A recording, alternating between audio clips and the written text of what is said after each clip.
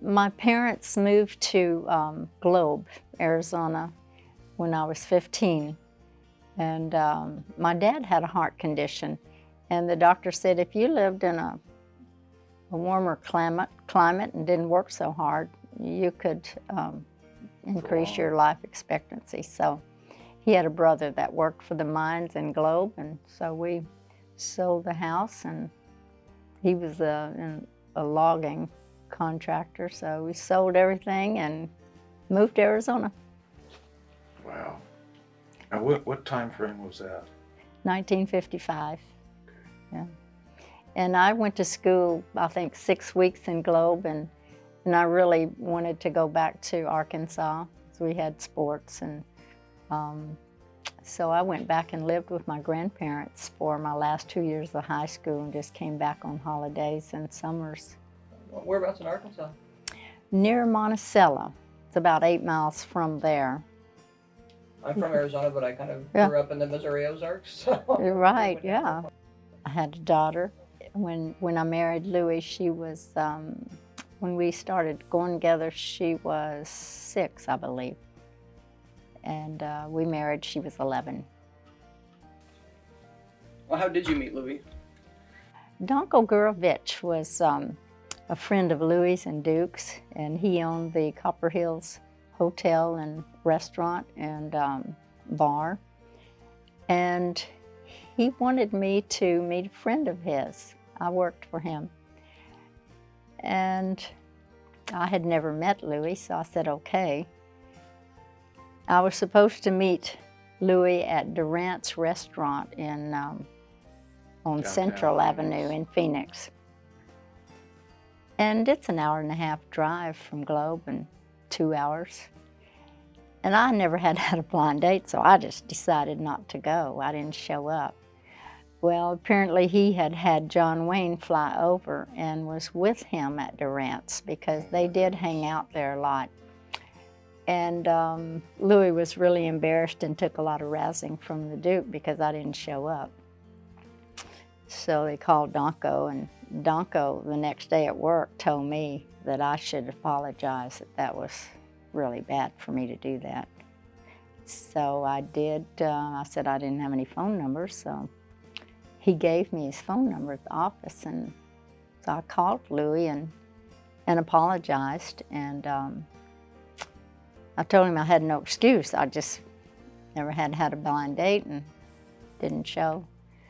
But he, out of sympathy, I made another date with him because he asked me to bring Becky along. So I said, that's pretty smart. So I did go with him then, and he picked us up and we went up to the ranch, and so that was our first date.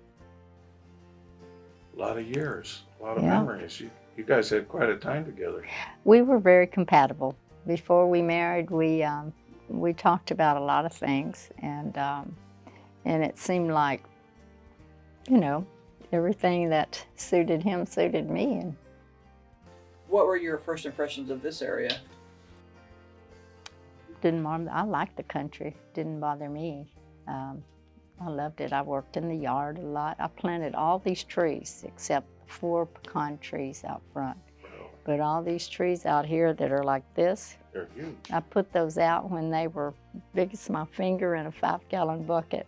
So as you settled into this community, you worked a lot. Louie was very hardworking. What was your interaction with the community? And It was fine. Of course, I was 20, 21, 22 years younger than Louie.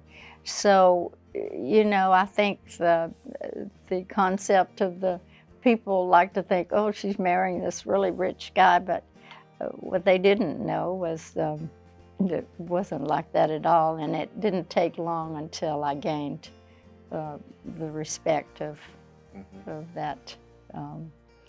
But he was, of course, he had a lot of land, but everything was mortgaged, and he had been married, so that divorce that was a big setback. So it was, he said, well, you know, it's going to be kind of rough, the settlement, and are you with me? And I said, sure. wow. So So that was kind of like starting over, and then later in the operation, things hit bottom and we had to start over again. But What was your career? you know, I worked for Danko Gurovich as a waitress. I later worked at a bank, but I made lots more money as a waitress than I did at the bank. Those tips were pretty good. That's right. And then at Globe, I also worked at Roosevelt Lake Estates, and that's probably a 30-minute drive from Globe. And I worked out there. They had a dining room and cottages and a big bar. And I was a waitress, and one night the bartender didn't show up, and they said, "Alice, we got to have you to work the bar." I didn't drink. I didn't know how to mix anything. And so they put me behind the bar, and the bar is as long as this room or more. They had all these old fellas up there, and if they wanted a martini, I had not a clue how to make a martini. But they got the biggest kick out of telling me how to make it and what you put in a martini and where it was on the back bar and what whiskey was. So at the end of the day, they had told me how to make all their drinks, and I made more money that night than I did probably all week as a waitress. I mean, it was an ordeal. That's my entire career as a bartender one night. That was enough. It was okay.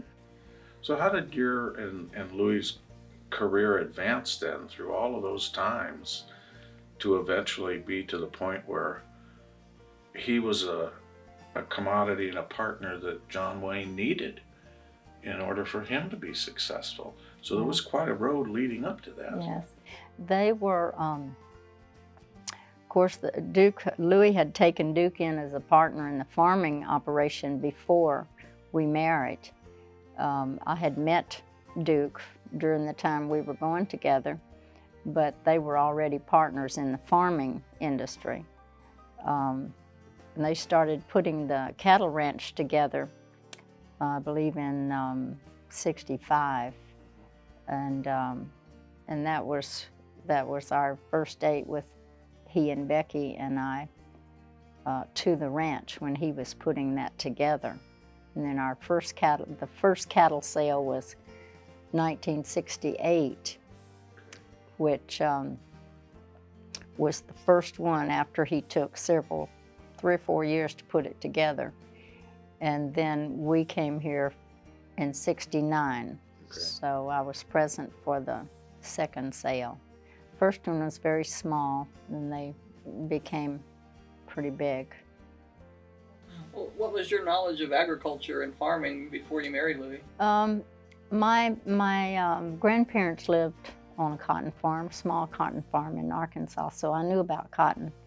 But of course it was dryland cotton, and 4 bales per acre was unheard of in the South. Well, what did you think when you first met him? When you first met the Duke? You know, he like I said, he's just like he is. He either was not an actor or he was acting all the time. Because what you see on screen is just the way he is in person. He's really no different. Why do you think he connected so well with Louis? Louis saved him. Louis saved him. And yeah, he was in financial duress, and they were repossessing all of the farm stuff, and he had bought this farmland, didn't know what he was doing. And once he got to know Louis and saw what Louis was doing, and he was a perfect partner because Louis had full say. He didn't have to ask a partner. And then when they became partners, Duke had 49% and we had 51. And yeah, we had people calling us, wanting us to invest in this and that. Of course, we knew how to put that out, but Duke was pretty gullible. So, you know, he finally said, "You call Louis, and if Louis says okay, I'll do it." Awesome. So they called here, and Well, that was part of Louis that old put out the world fire. trust that you were talking about. oh yeah, You know, everything was that way. It wasn't, let's call the lawyers. You sat down, and if you really trusted each other, it got done. exactly. And Louis could do whatever he needed to do, and he didn't have to have, Louis could do whatever. He didn't have to have Duke sign anything. If he's off making a picture, Louis made the decision, and he didn't have to be bothered. Who were some of your farming friends out here around? Oh, back in the days, we had Donna and Jimmy Kerr, in fact, when we were having people out to dinner one night, and I was working in construction at that time, and I had been with the guys roofing a house on Markley Street, and Donna Kerr and Jimmy came to dinner, and Donna said, "I drove by and saw you on top of a house today, and I thought, do we have the wrong evening to come to dinner?" And they got here, and of course I'm dressed and cleaned up, and Did John Wayne get a big kick out of that part of you also? The way you did get in there? oh yeah, I open my mouth sometimes and stuff just comes out, so he